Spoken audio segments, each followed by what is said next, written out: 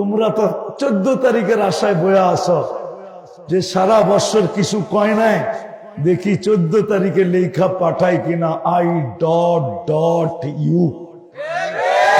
ঠিক না?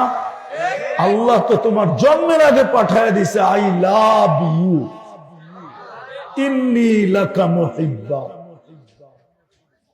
ইন্নী লাকা মুহিব্বা।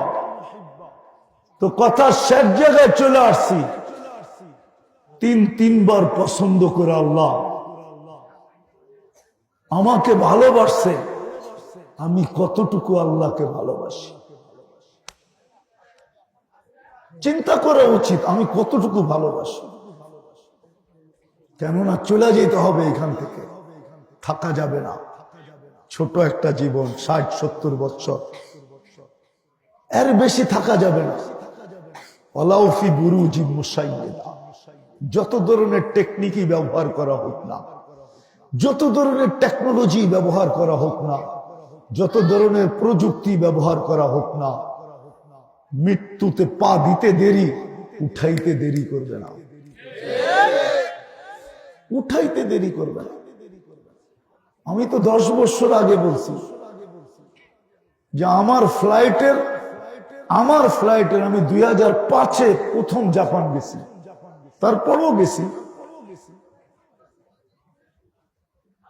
তারপরও গেছি। আলহামদুলিল্লাহ, ইচ্ছা করলে এখনো যেতে পারি। আমার ফ্লাইটের পাইলট যখন মারা গেছে, তো মারা গেছে এটা আমার বিষয় ছিল না। আমার বিষয় ছিল এত বড় অপারেশন হইলো কেন, হুজুররা বলে ফেরেশতারা, আজরাইল আলাইহিস সালাম 500 ফেরেশতা নিয়ে আসে, প্লেনের ভিতরে সুই দিয়া ছিদ্র করা যায় না, ক্রাশ হয়ে যায়। এত বড় অপারেশন হলো, আমরা খবরই পেলাম না। তখন কোরআনের আয়াত মনে উঠছে, আল্লাহর কথাই সত্য, ওয়ালাউফি বুরুজিম মুশাইয়্যিদা। চলে যাব, থাকবো না এখানে। চিন্তা করি আমি কতটুকু আল্লাহকে ভালোবাসি। কালকে আমাকে মাপবে কি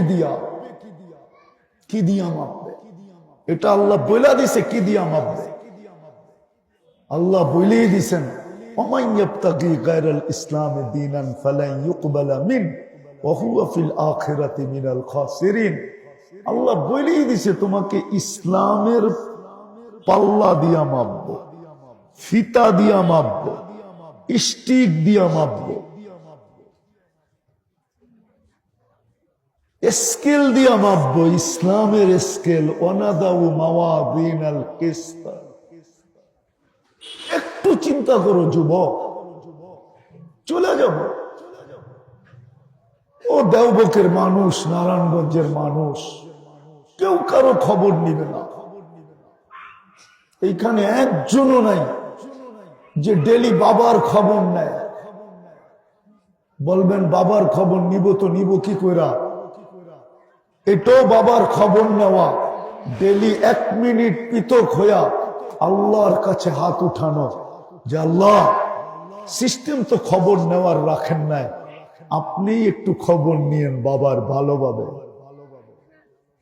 এই দোয়াটা তো অভ্যস্ত একজনও নাই এখানে। অথচ আল্লাহ তো বলছিল, সন্তান হাত উঠাইতে দেরি, আমি সব পর্দা সরাইতে দেরি করি না।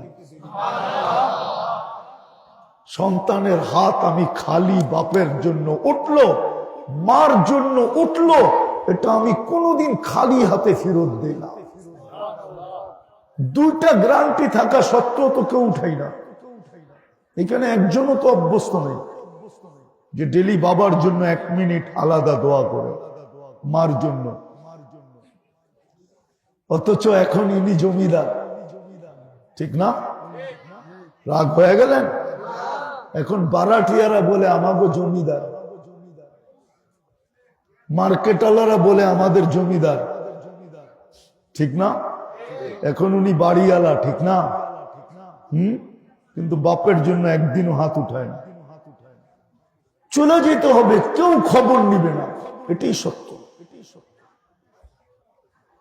দুনিয়ায় যতই পরিচয়ের তুফান চলুক না কেন, আজকে দুনিয়ায় পরিচয়ের তুফান চলে, তুফান না চলে না? আঙ্গুল দিয়া দেখানো দরকার নাই, বুঝলে বোঝেন, না বুঝলে না বোঝেন।